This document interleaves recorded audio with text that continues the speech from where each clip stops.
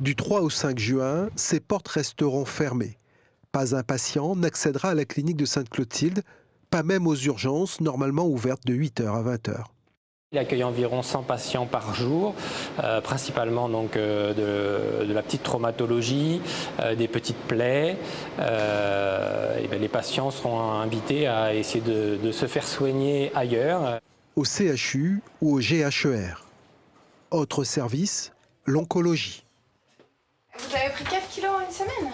Je mange mieux qu'avant, quand j'étais pas mal. Le privé représente plus de 50% de la prise en charge des cancers à La Réunion. Ce chiffre monte à 90% pour les cancers du sein. Du 3 au 5 juin, activité nulle.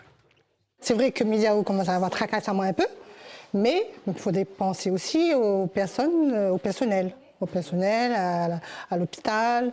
Bah oui, parce qu'il faut plus de moyens. Si on n'a pas les moyens pour soigner les clients, les patients, comment faire? On arrête pendant 3 jours les chimiothérapies.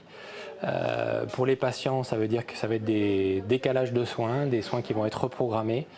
Et on espère que le gouvernement va entendre rapidement notre cri d'alarme. Dénonçant l'augmentation pour 2024 de 0,3% des tarifs de l'assurance maladie pour le privé, quand elle est de 4,3% pour l'hôpital public. Alors que les tarifs des cliniques sont déjà en moyenne inférieurs de 20% à ceux des hôpitaux.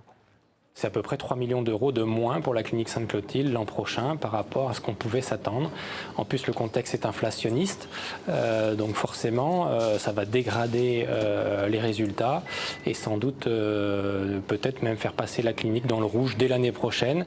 Pour la clinique, cette discrimination tarifaire, comme elle la nomme, dégradera à long terme la qualité des soins.